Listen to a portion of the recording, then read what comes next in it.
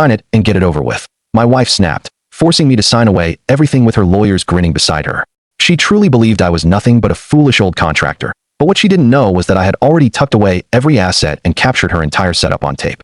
Just sign it, she commanded, looming over me like a prosecutor delivering her closing argument. Her voice was sharp enough to slice through steel. It's not a divorce. It's simply for convenience. You'll still have access, of course, just not the control.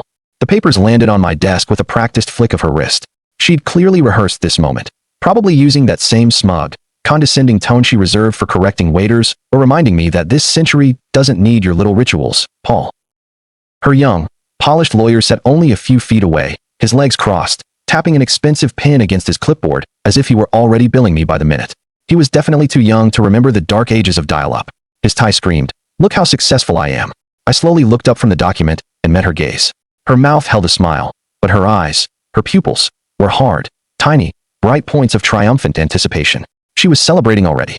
"If you love me," she repeated, softening her voice slightly this time. "Sign it." I focused on the page, then signed my name, drawing each letter out slowly and clearly. "There you go," I said, pushing the paper toward her. "Did you get exactly what you wanted?" I stood up, quietly pushed my chair back under the desk, and simply walked out. Behind me, the lawyer let out a chuckle. "Well, that was easier than expected." I heard Susan laugh, too. "I told you he'd fold." Their glasses clinked, a celebratory toast, perhaps to her imminent freedom, or maybe to my supposed humiliation. What they failed to notice, what they never once bothered to look for, was the second sheet of paper I slid from a bottom drawer on my way out. It looked identical, same format, same header, but it wasn't her document. It was mine. Same signature, radically different terms. I walked down the hallway, every inch of which I had built and meticulously sanded and varnished with my own hands. That winter, Susan had been away, networking, in wine country, the very place she had met Mr. Clipboard. She never truly understood this house. She only lived in it like a temporary hotel guest, constantly shifting the furniture and complaining about the shadows. By the time I reached the garage, the original signed document was sealed in an envelope, tucked into a messenger bag I'd packed 3 days prior. With a few taps on the car's dashboard, the GPS rerouted to a destination she knew nothing about. I wasn't running away, I was making a delivery. You see, while she was preoccupied playing the self-crowned queen of her castle, I had been quietly restoring a different kind of kingdom. It wasn't some fantasy or a spectacle of vengeance, just meticulous, financial precision. It was the kind of long-term planning you only master when your career has been spent cleaning up corporate messes. Susan never grasped who she had actually married. She genuinely believed I was just a lucky carpenter who hit it big selling some commercial properties in his 50s. What she never bothered to ask, what she never cared enough to investigate, was what I did before that. She heard the word contractor and simply assumed manual labor. She never scrutinized the fine print on my tax returns. She never questioned why I had regular, private calls with someone named Elaine who wasn't in my phone contacts. She never asked why I kept a locked file cabinet labeled Denver Holdings when we had never lived in Colorado. And, critically, she never read the footer on that power of attorney form. If she had taken just 2 extra seconds to flip the page, she would have seen the clause I drafted 7 years ago, designed specifically for this precise moment. By the time they were uncorking their bottle of celebration wine, I was already 3 counties away. I stopped at a small rest area overlooking a frozen lake, lit a cigarette, my first in 6 months, and laughed. Not because I had definitively won, but because they still foolishly thought the game was just beginning. Susan's phone vibrated violently on the bedside table, knocking over her latest expensive aromatherapy diffuser, a remedy for her perpetual anxiety. With her face still buried in the special silk pillowcase she'd imported from France, she blindly swiped at the screen. 7 missed calls. A text from her lawyer. "Call me urgent." She blinked, irritated. Dylan was inherently dramatic. He once woke her at 3 a.m. because an urgent client contract had a typo in the footer. She hit the call button anyway, mostly to silence him. He answered instantly. "Susan," he whispered, sounding utterly breathless. "I ran a background check. I had to." She rolled her eyes, pushing the duvet off her shoulder as she sat up. Paul. He's a grumpy old contractor with a pension. What is he going to do? Build a shed under an alias?" The line fell silent, but it wasn't the silence of guilt. It was the chilling silence of pure terror. "No, he's not. Susan, you need to look at his records, not just the handyman jobs he showed you. What he's been doing with your accounts." "Dylan, what in God's name are you talking about?" "I emailed it to you. Check your inbox. Just look. You have to ask yourself who you married." She opened her email. Subject, Paul background packet. Inside, a single PDF. The first page was a professional summary. He wasn't a carpenter. He wasn't even close. Corporate recovery consultant, registered with 3 national firms. Specialist in asset protection, trust restructuring, and forensic dissolution planning during hostile financial events. Translation, he was the expert companies hired when they were on the brink of being torn apart, making sure the vital pieces were secured before the vultures could land. She blinked, scrolling faster. 10 pages of high-level corporate records, 8 shell companies, 3 advisory boards, and a verifiable security clearance. Her own name appeared on page 8, positioned directly next to a list of account permissions he had already unilaterally revoked. Her mouth went instantly dry. Wait. This is a mistake, she stammered. He was fixing bathrooms for 3 years. I personally saw the invoices. Dylan sighed heavily. Yes, you saw what he deliberately wanted you to see. Did you honestly believe that man didn't know exactly what he was doing with those forms? He never used corporate jargon. He didn't sound like a Wall Street type because people like him don't need to, and that is precisely what makes them terrifying. You are dealing with someone who doesn't just hide money. He meticulously hides the reasons. She stood up, her silk robe slipping off her shoulder. How long has this been going on? I don't know the full scope, but his last major contract ended 5 years ago. The same year he met you, right? Her legs gave way, and she sank onto the edge of the bed, feeling utterly numb. So what are you suggesting? That he planned this entire thing from the very beginning? I'm not saying he planned it from the start, Dylan corrected. I'm saying he prepared for it from the start. Big difference. Susan nervously opened her banking app. She found their joint savings account. It was still visible, still showing a healthy balance. She let out a shaky breath of temporary relief, until she tapped to view recent changes. Access revoked. Co-owner status altered 32 days ago. Notification deferred by trustee. Her thumb was shaking uncontrollably. She scrolled down. A note at the bottom. Discretion clause. Alert to second party suspended for 30 days. Dylan's voice, now a low, haunted whisper, came back to her. He knew. Susan waited. And he didn't just react, Dylan emphasized. He architected it. She slowly crossed the room to the mirror, standing tall. She looked like a woman in control, shiny hair, expensive silk robe, perfectly manicured nails. Yet, her reflection seemed to belong to a stranger, a woman utterly outmaneuvered. Why didn't he ever say anything? She whispered to her reflection. Because he never needed to, Dylan said. You already said it all for him the moment you brought me into the room. Susan didn't reply. She kept staring into her own eyes, desperately trying to recall when she stopped recognizing the quiet man who lived across the hall. When did she stop realizing that he never needed to raise his voice because the silent ones are the ones who sign papers with one hand and systematically rearrange your entire life with the other? The massive house in Lexington Ridge had always been Susan's greatest trophy. She loved giving guests the tour, stretching her arms wide for effect, using dramatic pauses, and casually mentioning that the structural beams were imported from Italy. Guests would leave thinking she had personally drawn the blueprints. It was irrelevant that Paul was the one who personally restored every floorboard, custom-built the kitchen cabinets, and drove 8 hours round trip to pick up the exact granite slab she claimed had just magically appeared during the remodel. What she didn't know, what she never considered to ask, was whose name was actually on the deed. While she sat by the bay window, lost in her search for modern moody farmhouse inspiration, Paul was driving north. He wasn't heading to a lawyer or a storage unit, but to a small, unassuming gray office tucked discreetly behind a bait shop, identified only by a crooked mailbox with no name. Inside was Elaine. Late 50s, sharp glasses, even sharper mind. She didn't ask how he was. She never wasted time on pleasantries. You're late, she stated, glancing at the open trust folder on her desk.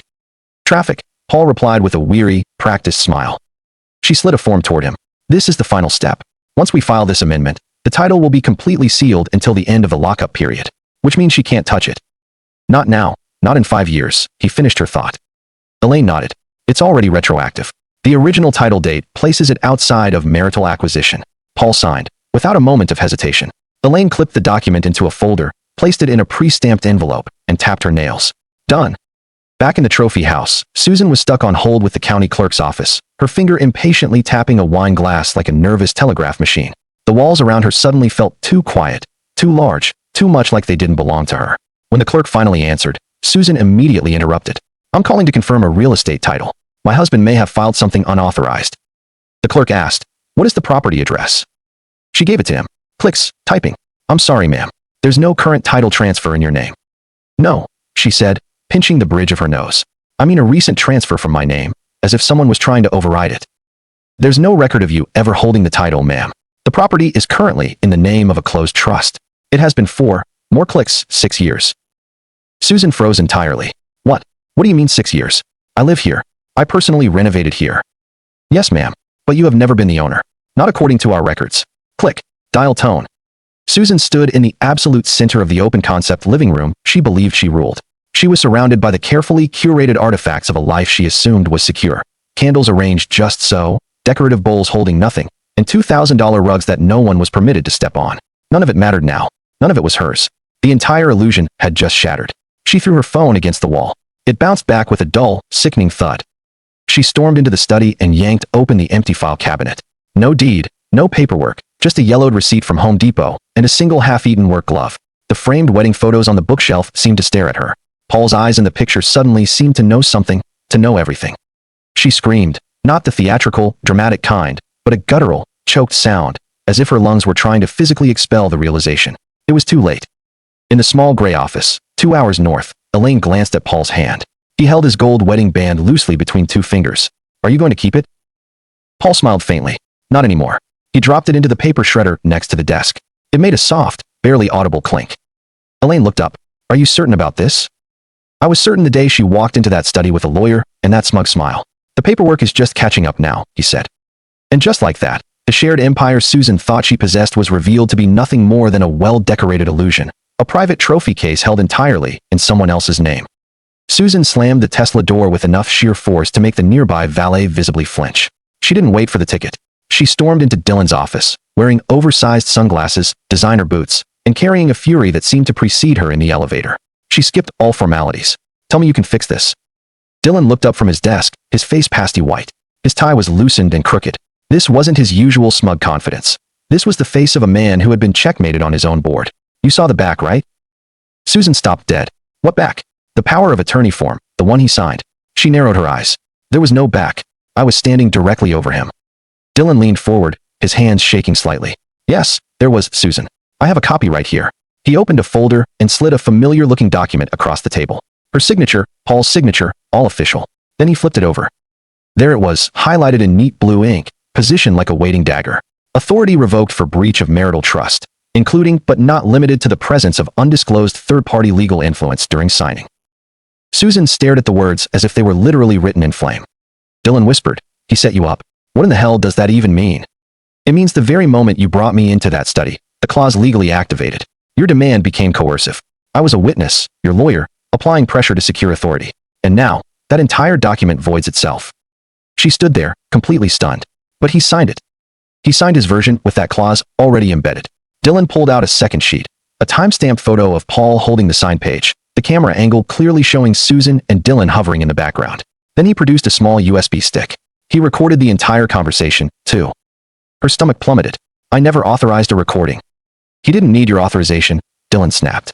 It's one-party consent in this state. This is your house, not a courtroom. Susan's mouth opened, then slowly closed. We can argue intent. It was manipulative. He knew I would be emotional, that I'd push too. Dylan held up a silencing hand. You are not in control anymore. He wanted you to demand it. Dylan continued, his voice heavy. He wanted me to be there. He wanted this entire scene to look like pressure, because he knew exactly what that precise clause would do. Susan finally locked eyes with him. You walked him straight into a legal fortress and locked the gates behind him. Susan collapsed into the chair, staring at the document as if it had personally betrayed her. It was supposed to be her triumph, her moment, her ultimate leverage. Now it was a trap, and Paul hadn't just walked into it. He had quietly, strategically built it around her, like a man who had simply watched her bluff one too many times and had finally decided to call her on it, with a smile. Can we suppress the recording? She asked, her voice barely a whisper. Dylan looked profoundly exhausted. He's already filed it through an external trustee. It's not even in his name anymore. But this was just a power of attorney. No, this is leverage, Dylan cut in. And he possesses it all. She stood up again, pacing the carpet. There has to be something else. There was, Dylan said pointedly. It was the moment before you walked into that study with me. You could have tried talking to him like a human being. Instead, you tried to corner someone who literally builds corner offices for billion-dollar corporate meltdowns. Susan gripped the edge of the table, her nails digging into the wood. This isn't fair. Dylan let out a bitter laugh. You're right. You brought a chessboard. He built the very room the board sits in. She stared at the blue ink. 6 clean, precise words. Undisclosed third-party legal influence. The line wasn't just a legal maneuver. It was a surgical strike. Paul didn't need a shouting match. He only needed her to reach for the sword so the blade would instantly turn in her hand. She thought she was forcing an old man to surrender. She never realized she was executing a script he had finalized the day they met. Susan parked sideways, occupying 2 spots, threw the car into park, and didn't bother to lock it. She burst through the glass doors of the bank with a speed that caused all the tellers to look up, then quickly pretend they hadn't. One of the cashiers flinched when she slammed her hand onto the reception counter. I need to speak to a manager immediately. The man who came over was clean-shaven, mid-40s, wearing a striped tie and a name tag that read Neil. He had the weary posture of someone who had handled too many furious divorcees trying to freeze assets. How can I help you today? My name is Susan Tilson. I need full access to the joint savings account in the name of Paul and Susan Tilson. There's been unauthorized activity, and I need. Neil was already pulling up the record, but he suddenly stopped. I'm sorry. There has been a change of control on that account. Your name is currently listed with an inactive party status. Susan blinked hard. What in the hell does that even mean? Neil turned the screen toward her. It means your withdrawal and control rights have been legally revoked. The documentation is on file. She leaned over the counter. Show me the documents. He hesitated, then tapped a few keys, clicked twice, and slid a printed document across the counter. She scanned it. Paul's signature, dated over a month ago. Her throat constricted painfully. This isn't possible. We live in Westlake. Why does it say it was notarized in Delaware? Neil nodded calmly. Yes, ma'am. He established temporary residency, opened a certified post office box, rented a short-term unit, lived there long enough to meet the statutory requirements, and then filed the revocation in that jurisdiction, which is fully valid here under the Uniform Commercial Code. Wait, he actually moved to Delaware just to sign this? Technically, yes, briefly, but it was sufficient. Susan flipped the document over. The notary seal was real, legal, and impeccably executed, like every single thing Paul touched when he was focused. Her fingers were shaking violently. Didn't anyone think to notify me? The revocation included a deferred notification clause which, under the trustee amendment codes, delays the alert to the non-signing party for 30 calendar days after activation. She stared blankly. In English, she snapped. Neil sighed. It means we were not legally required to tell you until today. And today was the exact day she had stormed in. Right on schedule. She looked around as if the very air in the bank had betrayed her. So, you're telling me he waited for the clause to mature and then simply sat back and watched? Neil nodded again. Correct. She started to laugh, a strained, high-pitched sound, not because it was funny, but because it was utterly insane. Her own husband had relocated to another state, not to run away, but to re-architect the entire access structure to their money in a place she would never have thought to look. Can I make a withdrawal? She asked one last, desperate time. Neil gave a tight, professional smile. You are free to file a formal petition with the new controlling party. Susan narrowed her eyes dangerously. And who would that be? He turned the monitor slightly and pointed. Tilson Trust ID 7F Protected Trust. Authorized agent, Paul Tilson. Successor agent, redacted. Co-signing privileges revoked. Notification status, delivered. Susan froze completely. Is there anything else I can help you with today? Neil asked, without malice. Her mouth opened, then simply closed. Her heart was beating so loudly it drowned out her ability to think. There wasn't a single bank branch, not a single clause, she could possibly leverage. Everything she thought she could touch, every asset she had planned to siphon, delay, or bypass, had been rewired, bulletproofed, and sealed like a vault. Paul hadn't fought her. He simply never left the door open in the first place. She backed away from the counter slowly, her eyes glazed over. At the exit, she paused, turned around, and spoke loudly. If you think this is over, you don't know who you're dealing with. Neil just raised a professional eyebrow. No, ma'am, he said calmly. I don't think I ever underestimated him. And that was the part that inflicted the deepest wound. She believed she had married a man who avoided the game. It turned out he had written the entire playbook in a state she didn't even know he had visited. Susan was barely sipping her oat milk cappuccino when the email notification chimed. Subject, GR Redesign Timeline. October Executive Solution COO. She clicked instantly. GR was her star client, a huge, full-floor redesign at their downtown flagship office, featuring a marble lobby and sustainable glass conference tables. The kind of project that earned you magazine covers, maybe even a TEDx invite. The email read, Susan, upon internal review, we have decided to postpone the redesign project indefinitely. She froze, rereading the sentence twice. There was no greeting, no apology, no rationale, just a short line underneath. Please see attached file. She clicked. It was a screenshot of a legal bulletin that circulated privately among corporate compliance departments. Her name was circled in angry red. Pending ethics dispute in marital property proceedings involving active trust litigation. Subject, Susan Tilson Affiliation, Independent Design Consultant. Risk level, under review. Her mouth went bone dry. As she scrolled, another email arrived. Same thread, different sender. Subject, off the record. From, Dane@protonmail.com. I suggest you resolve your situation discreetly. Our firm values discretion. A friend. Her stomach began to churn violently. Paul hadn't leaked this. She knew his style. He didn't play dirty. He played clean, letting consequences naturally unfold like dominoes. Someone else had pushed. But someone, somewhere in his vast, shadowy network, had pulled a crucial thread. Maybe it was Elaine. Perhaps it was that daughter of his with the buried grudge and the real estate license. She quickly Googled Tilson Trust Dispute. The second result was a PDF file indexed in a public compliance archive. Her name, Paul's name, the trust, ownership discrepancies, advisory notes, all technically legal, all publicly humiliating. Her phone buzzed again. Another email, this time from Transform Solutions, a startup she had designed 3 concept rooms for. Our board policy. We are pausing all projects pending ethical clearance. No explanation. No appeal. She leaned back in the ergonomic chair she had designed herself and tried to breathe. For the first time, her sleek home office felt less like a sanctuary and more like a glass cage. Her entire empire of light woods and matte black finishes was suddenly suffocating. The fake eucalyptus in the corner, the perfect little clay figurines from Bali, the inspiration boards on the wall, none of it mattered. In the span of 10 minutes, her identity had shifted from Susan Tilson, aesthetic strategist, to Susan Tilson, a risk. She opened Slack. Her 3 trusted freelancers were silent. One had already left the shared workspace. She opened Instagram. Her last 2 posts had fresh comments. Is this the trust drama lady? LOL.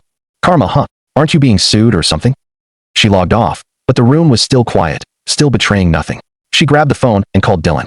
Fix this, she hissed. I'm trying, he answered, his voice laced with fatigue. But you don't understand, Susan. These major firms don't care about guilt or innocence. They care exclusively about image.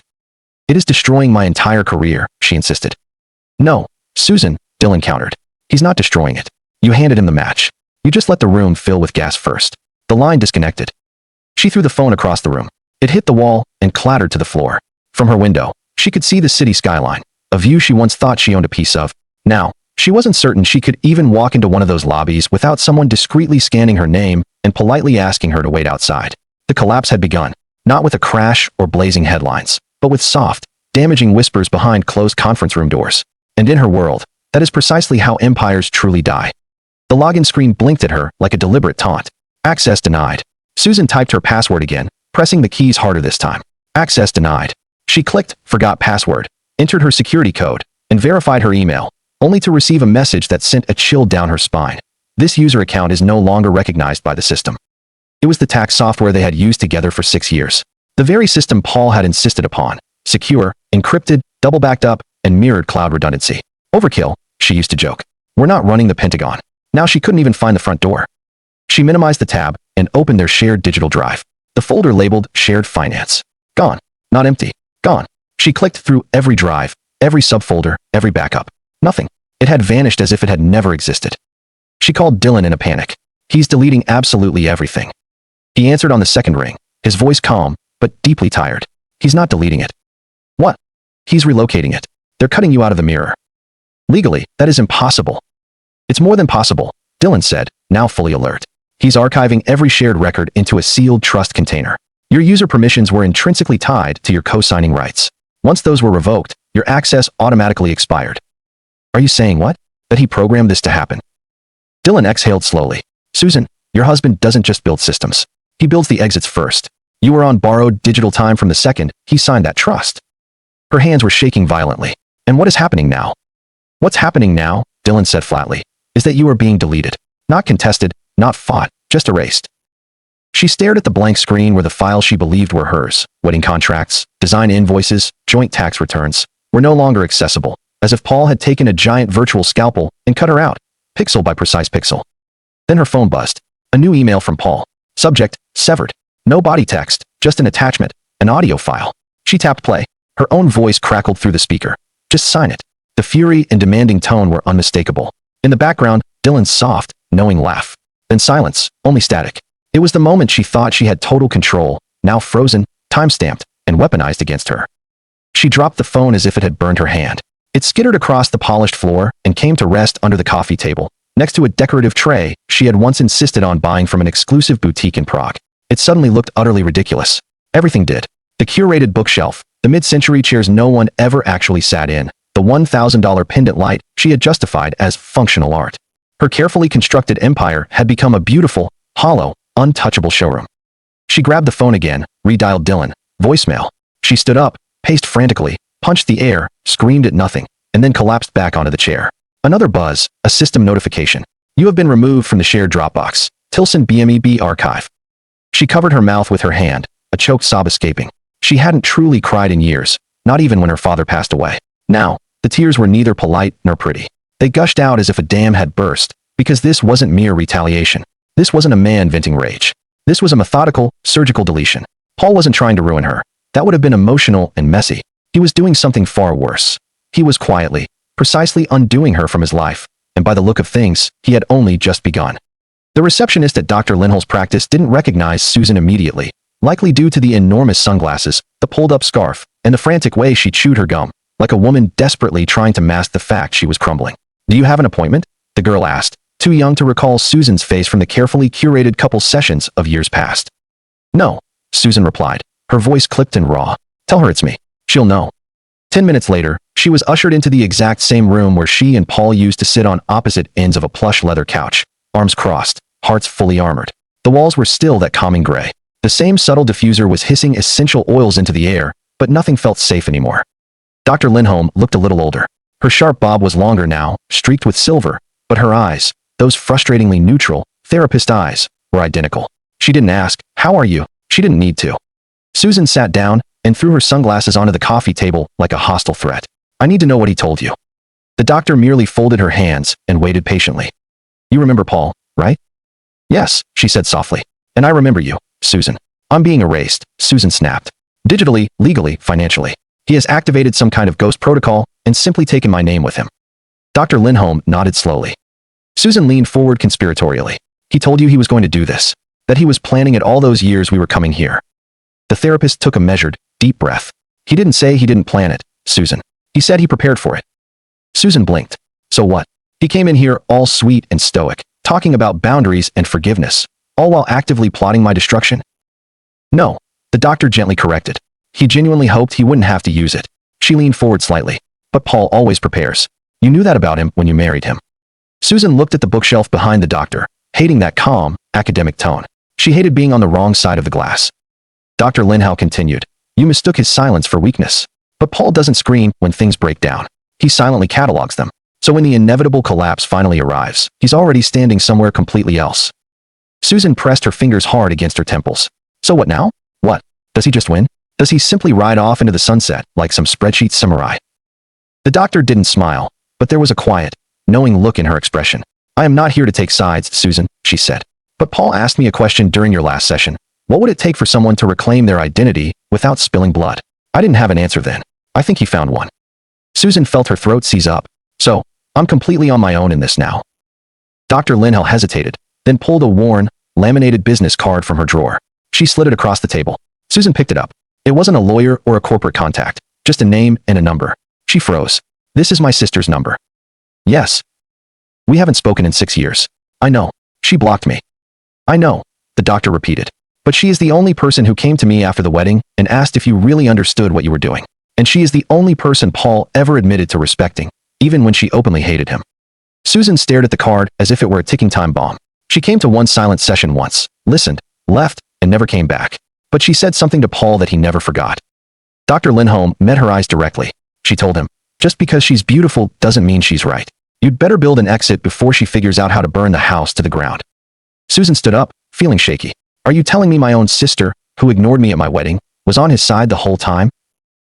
"No," the therapist said softly. "I think she was on yours. You just stopped deserving it." Susan said nothing more. She walked out of the office with the card clutched tightly in her hand, like a weapon she had no idea how to use. Outside, the air was sharp and cold. For the very first time, she realized she had absolutely no one left in her corner. No allies, no clients, no money, no leverage. Even her past was circling back, and it wasn't coming to save her. It was coming to collect. Susan had barely finished showering when the doorbell rang insistently. She looked at the clock, 7:18 a.m. No civilized person calls at that hour unless someone is dead or about to be. Wrapped only in a towel, she cracked open the front door. A courier in a windbreaker handed her a slim black envelope with a signature tab. No smile, no words. She signed for it. He left. The envelope had no return address, no markings. Inside, the letterhead was stamped with silver foil. ASS, a name she had never encountered. She unfolded the contents with damp fingers. Subject, immediate execution of asset hold. Reference, Trust 47119B. The Tilson Family Protection Structure. Her pulse began to race uncontrollably. She read on. Protocol initiated by the executive agent, and pursuant to clause activation within Trust 471B. This letter serves as formal notification of the following. Effective immediately, you, Susan Tilson, are no longer authorized to access, claim, alter, or dispute any of the properties listed within the Tilson family asset portfolio. She scanned the next paragraph. It was ruthless in its professional clarity. All co-owned properties frozen. All shared investment accounts transferred. All royalties from joint brand design work done under the Tilson name reassigned. She flipped the page. Page 2. Consulting income, deferred tax returns, long-term annuities, furniture purchased by the trust. Even the vacation rental in Vermont, which she often pretended was her creative refuge, was gone. The third page was just as cold. A list of all the professional contracts she had used Paul's name to access. Terminated. Her client directories wiped clean from the trust's digital records. The final point. Ethics Clause 4.3.7. All use of the name under the Tilson brand umbrella has been retroactively severed. You are to cease representing yourself under that designation in any formal or informal capacity. She reached the signature line and froze. Signed, Emery Lynn Tilson, Trust Executive, ISS. Paul's daughter. The same daughter Susan had once loudly dismissed as a brat with designer knockoffs at a dinner party. The same daughter she had pointedly failed to invite to her wedding.